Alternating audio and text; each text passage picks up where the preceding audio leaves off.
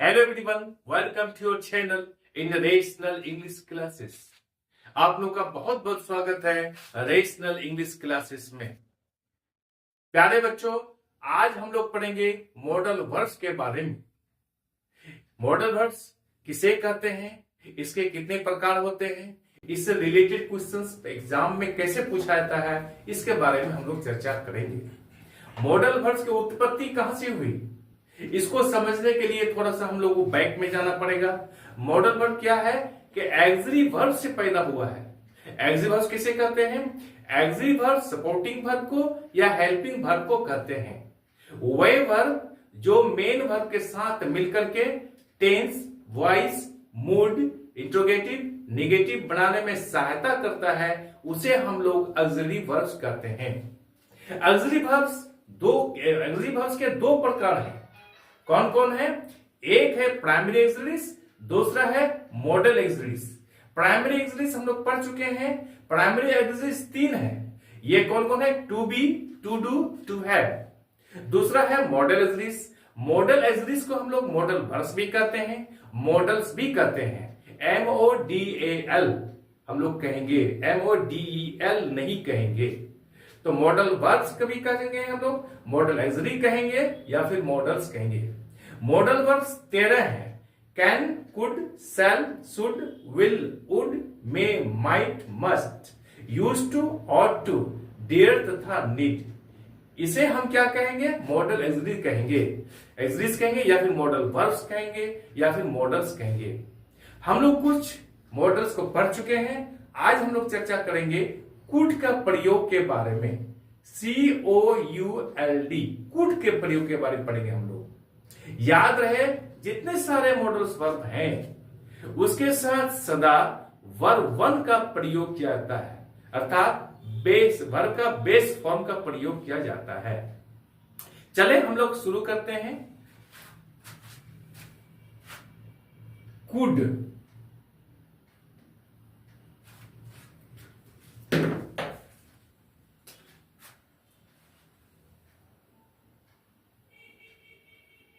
Could का प्रयोग आज हम लोग पढ़ेंगे। कुड का प्रयोग जानने के पहले हम लोग कुछ सेंटेंसेस को लेते हैं, जैसे the principal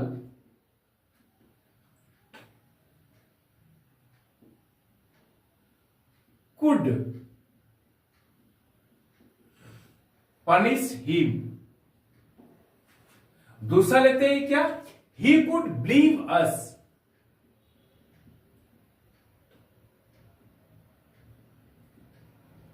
He could believe us। हम लोग आगे लेते हैं When I was young,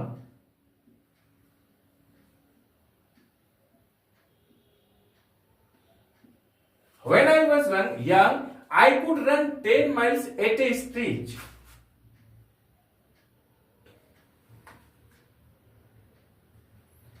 When I was young, I could run 10 miles at a stretch।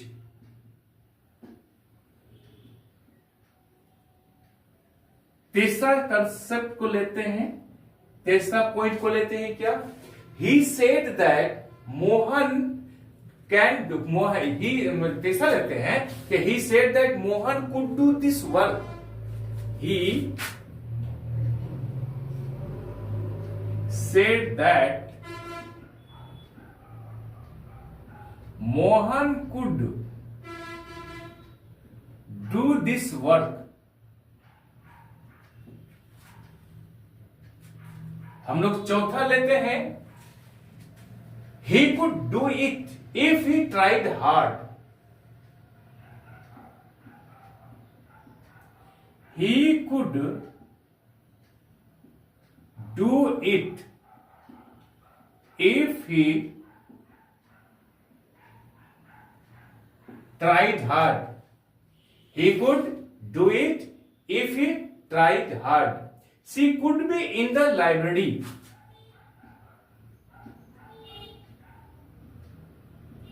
She could be in the library.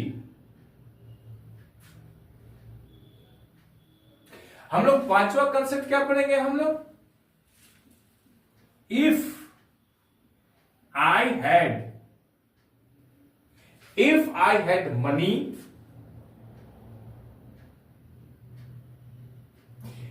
money, I could start some business. I could start some business. छठा concept हम लोग पढ़ेंगे क्या? Could I rest here for an hour? Could I rest here for an hour?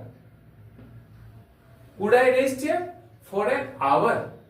Could I go home now? Could I go home now?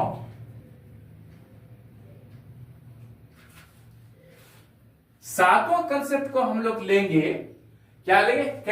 Could you give me the book? Could you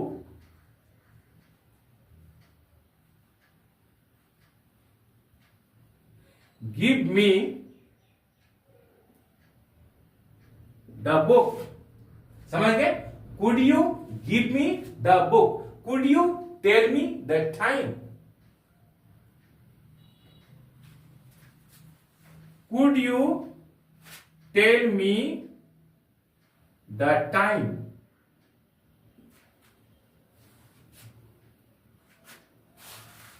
हम लोग 8 number में लेंगे कुछ sentences. कैसे? Could have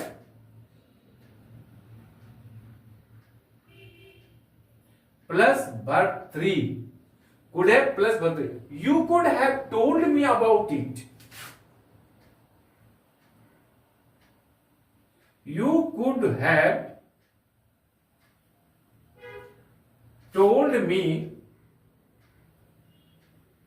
about it, but you didn't. That's all. आगे लेते हैं। He could have bought it yesterday.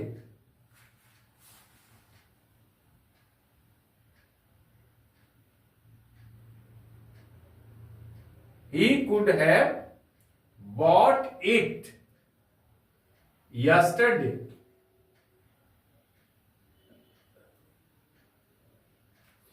हम लोग नाइन्थ कंसेप्ट को पढ़ेंगे हम लोग क्या? Could you please give me your pen?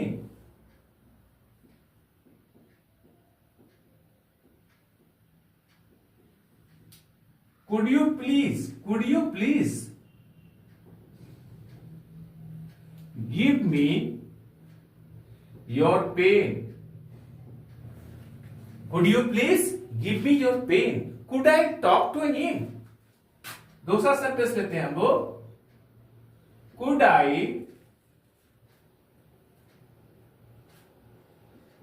talk to him? हम लोग 10th लेते हैं। क्या लेते हैं? How could he be saved? How could he be saved? How could he be saved? दूसरा सेंटेंस लेंगे हम लोग। How could it happen? How could it happen? How could it happen?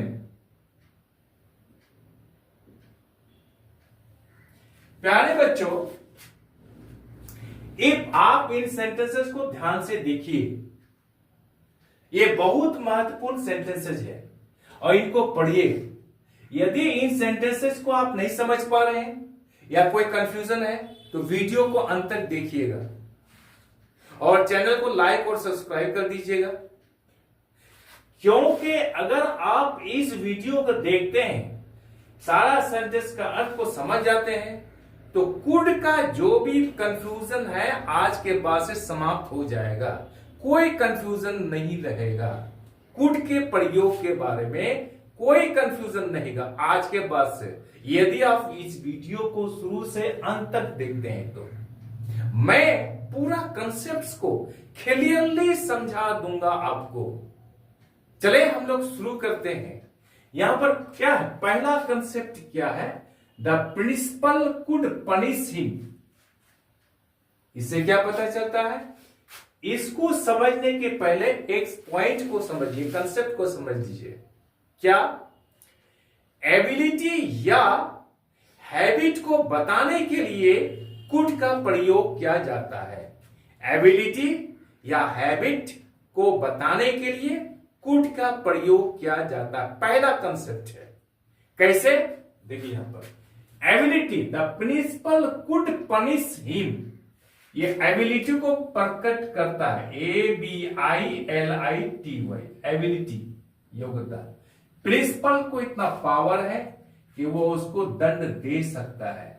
इससे क्या चलता है, पता चलता है कि एबिलिटी के बारे में पता चलता है। एबिलिटी को प्रकट करने के लिए हम लोग कुड का प्रयोग करेंगे। That's all. दूसरा सेंटेंस को हम लेते हैं, he could believe us. Believe का अर्थ होता है भरोसा करना, यकीन करना।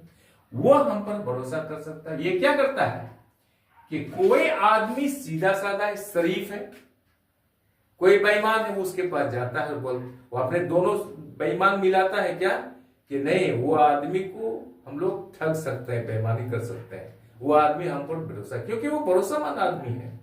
वो जैसा है वैसा ही सोचता है। वो अच्छा है तो अच्छा ही सोचता है। वो क्या, उनकी आदत है, नेचर है। तो कोई बेईमान जाता है और क्या बोलता है अपने बीच में कि ही कुड बिलीव अस, वो हम पर भरोसा कर सकता है, क्योंकि वो सब पर भरोसा करता है। तो इससे यह पता चलता है कि ही कुड बिलीव अस, वो व्यक्ति हमेशा विश्वास करता है। तो इसका क्या है, इसका वो नेचर है। अर्थात हैबिट को बताने के लिए हम लोग क्या करेंगे, कुड का प्रयोग करेंगे। हैबिट को बताने के लिए पहला कंसेप्ट क्या है, यहां पर एबिलिटी को बताने के लिए। दूसरा कंसेप्ट यहां पर क्या है, हैबिट को बताने के लिए हम लोग किसका प्रयोग करेंगे, कुड का प्रयोग करेंगे। COULD, कुड का प्रयोग करेंगे। आई एम श्योर कि आप इस कंसेप्ट को समझ गए होंगे। दूसरा कंसेप्ट को हम लोग लेते हैं, क्या लेते हैं हम लोग, यहां देखिए, When I was young, I could run 10 miles at a stretch. इसका अर्थ को समझने के पहले हम लोग कंसेप्ट को समझ लेते हैं। क्या है कि सामर्थ्य, क्षमता और कैपेसिटी को बताने के लिए क्या करते हैं हम लोग, कुड का प्रयोग करते हैं। कुड का प्रयोग करते हैं हम लोग। शक्ति, सामर्थ्य, क्षमता को बताने के लिए हम लोग क्या करते हैं, कुड का प्रयोग करते हैं। यहां उसी का प्रयोग किया गया है। क्या, When I was young, जब मैं जवान था, यंग था, I could run 10 miles at a stretch.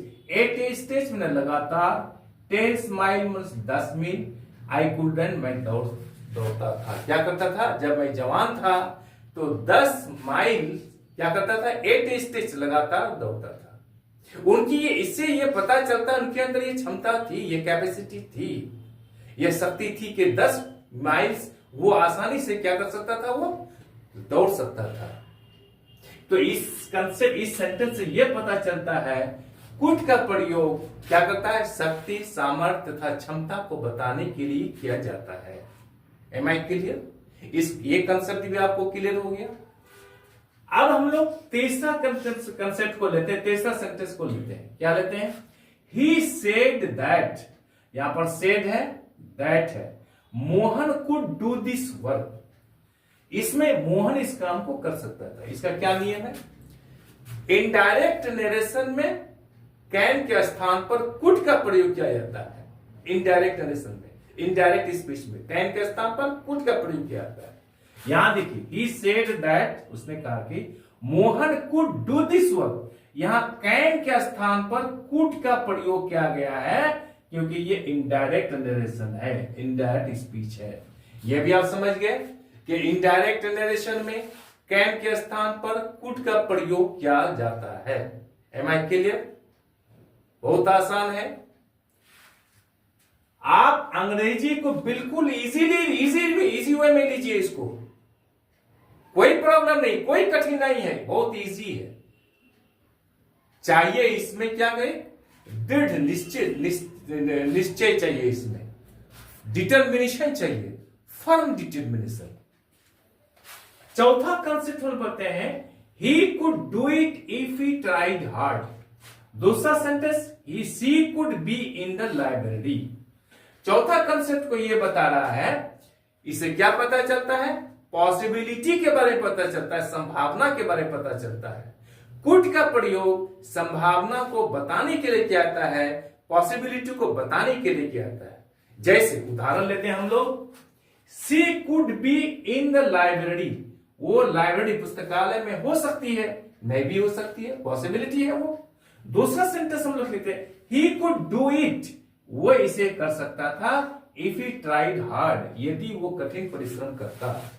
ये संभावना है, अभी वो नहीं कर पाया, लेकिन हो सकता है कठिन परिश्रम करता तो पास कर जाता, वो इस काम को कर लेता।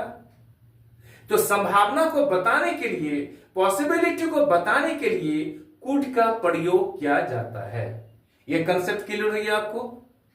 कोई डाउट नहीं है? ओके, जब हम लोग आगे बढ़ते हैं, पांचवा कंसेप्ट क्या कह रहा है? पांचवा कंसेप्ट ये कह रहा है कि प्रेजेंट टाइम के अनरियल सिचुएशन को बताने के लिए, पॉसिबिलिटी को प्रकट करने के लिए क्या करते हैं, कुड का प्रयोग करते हैं। प्रेजेंट टाइम में क्या करते हैं, अनरियल सिचुएशन को बताने के लिए, जिससे पॉसिबिलिटी हो, जिसकी संभावना प्रकट की जाए, वैसे सेंटेंसेस में कुड का प्रयोग किया जाता है। क्या है प्रेजेंट टाइम का, क्या अनरियल सेंटेंस है? इफ आई हैड मनी, यदि मेरे पास पैसा होता, I could start some business, तो मैं बिजनेस शुरू करता। ना उसके पास पैसा है, ना वो बिजनेस शुरू करेगा, तो ये अनरियल है, सिचुएशन है।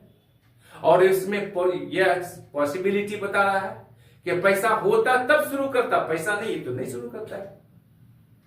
ये पॉसिबिलिटी बताता है, और ये क्या करता है, अनरियल सिचुएशन को ही बताता है। ना के पास पैसा होगा, ना वो बिजनेस शुरू करेगा। ऐसे सेंटेंस को प्रकट करने के लिए हम क्या करते हैं, कुड का प्रयोग करते हैं। इफ आई हैड मनी, यदि मेरे पास पैसा होता, I could start some business, तो मैं बिजनेस शुरू करता। ये भी क्लियर हो गया। छठा कंसेप्ट को लेते हैं हम। छठा में क्या बता रहा है कि परमिशन के लिए हम लोग क्या करेंगे, कुड का प्रयोग करेंगे। परमिशन मांगने के लिए हम लोग कर सकते हैं, परमिशन मांगने के लिए हम लोग कर सकते हैं। कैसे? जैसे could I rest here for an hour, क्या मैं यहां 1 घंटा आराम कर सकता हूं? यह परमिशन लिया जा रहा है। दूसरा क्या कर रहा है, कुड आई गो होम, क्या मैं घर जा सकता हूं? क्या मैं अभी, नाव के माने अभी, क्या मैं अभी घर जा सकता हूं? ये परमिशन मांगा जा रहा है। तो याद रहे, परमिशन को बताने के लिए कुड का प्रयोग किया जाता है। इस कंसेप्ट को भी आप समझ गए होंगे। सातवां कंसेप्ट हम लोग पढ़ेंगे, क्या पढ़ेंगे हम लोग, पोलाइट रिक्वेस्ट को प्रकट करने के लिए भी कुड का प्रयोग किया जाता है। पोलाइट रिक्वेस्ट, एक तो रिक्वेस्ट होता है, और उसके बाद क्या होता है, पोलाइट, विनम्रता पूर्वक किसी से हम अगर रिक्वेस्ट करते हैं, तो वैसे सेंटेंसेस को बताने के लिए कुड का प्रयोग किया जाता है।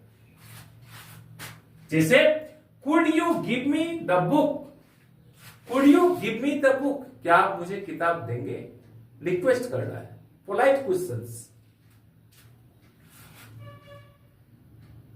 दूसरा सेंटेंस है could you tell me the time, अगर आप डायरेक्ट किसी को कहिएगा टाइम बताओ जी कितना टाइम होता है, वो ऐसा नहीं कर, लेकिन आप रिक्वेस्ट कर रहे थे, क्या बोलिए, could you tell me the time, क्या आप मुझे टाइम बता सकते हैं। आप रिक्वेस्ट करते हैं पोलाइटली, विनम्रता पूर्वक उससे रिक्वेस्ट करते हैं, तो वैसे सेंटेंसेस को प्रकट करने के लिए हम लोग क्या करेंगे, कुड का प्रयोग करेंगे।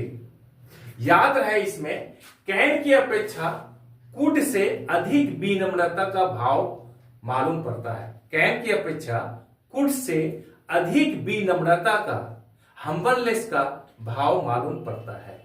कैसे, हम लोग कह सकते हैं could you help me please, could you help me please, कृपया क्या आप मुझे सहायता करेंगे। दूसरा है क्या होता है, could you lend me some money, could you lend me some money, क्या आप मुझे कुछ पैसे उधार देंगे। दैट्स ऑल, या दे सकते हैं। ये कंसेप्ट क्लियर हुआ कि कैन की अपेक्षा कुड का प्रयोग अधिक विनम्रता को प्रकट करने के लिए कर सकते हैं।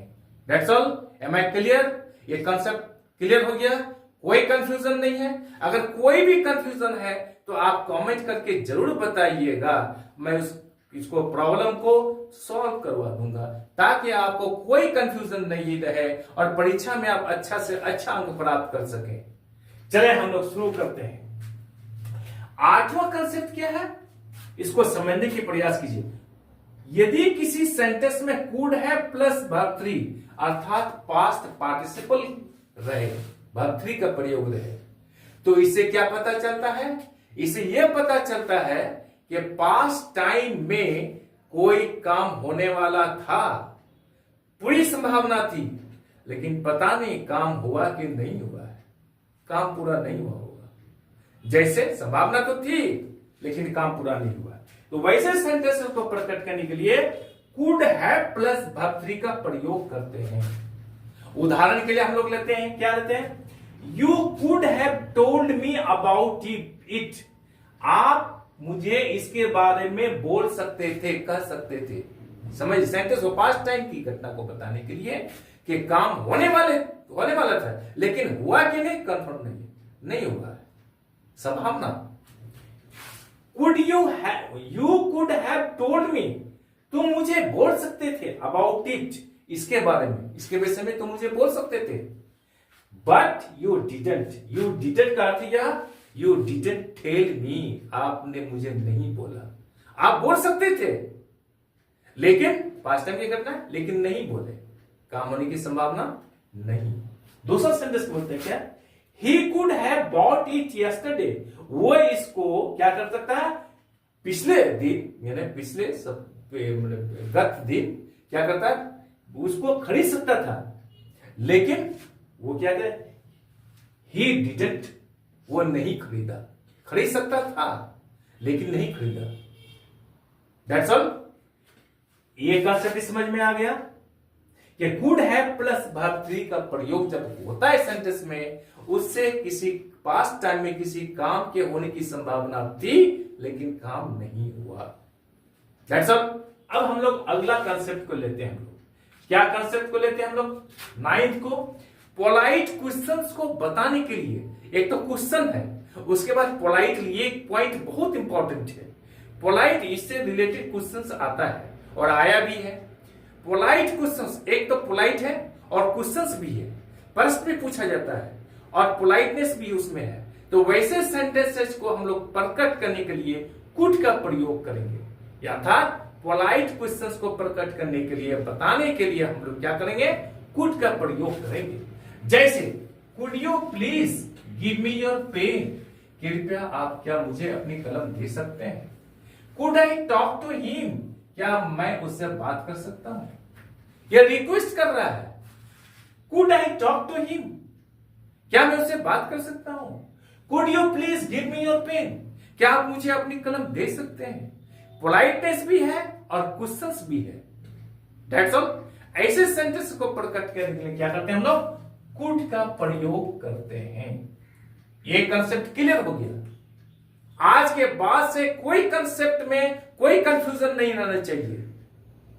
हम लोग क्या बोलते हैं, 10वां कंसेप्ट होता है, how could he be saved, how could it happen.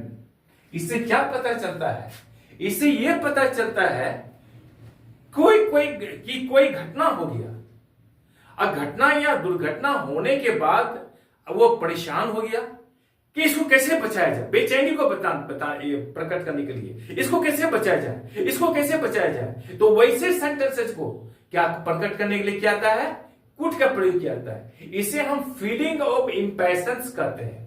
Patience का उल्टा क्या होता है, इम्पैशंस। फीलिंग ऑफ इम्पैशंस, इन्हें व्यग्रता को बताने के लिए हम लोग क्या करेंगे, कुड का प्रयोग करेंगे। जैसे how could he be saved, इसको कैसे बचाया जाए, परेशान है वो, बोल रहा है, इसको कैसे बचाया जाए। तो वैसे सेंटेंसेस को प्रकट करने के लिए हम लोग कुड का प्रयोग करेंगे। How could he be saved, इसको कैसे बचाया जाए। दूसरा, हाउ कुड इट हैपन, किसी की उम्मीद नहीं थी कि कोई ऐसी घटना हो जाए, लेकिन वो घटना हो गया तो आश्चर्य हो जाता है। तो क्या बोलता है अंग्रेजी में, हाउ कुड इट हैपन, ये कैसे हुआ। हैपन मैंने घटित होना, कोई घटना। हाउ कुड इट हैपन, ये कैसे हो गया, कैसे हो गया, बेचैन हो, परेशान, इम्पैशंस हो। व्यग्रता को प्रकट करने के लिए हम लोग क्या करेंगे, कुड का प्रयोग करेंगे। आज हम लोग पूरा कंसेप्ट को समझ गए। इसके बावजूद अगर कोई कंफ्यूजन आपको हो तो आप जरूर कमेंट कीजिएगा। आई एम श्योर कि वीडियो आपको अच्छी लगी होगी। आप चैनल को लाइक और सब्सक्राइब कर दें और बगल वाले बेल आइकन को दबा दें, जिससे कि हर आने वाला वीडियोस का नोटिफिकेशन आपको मिलता रहे। आप लोग खुश रहें, पढ़ते रहें, आगे बढ़ते रहें। बाय।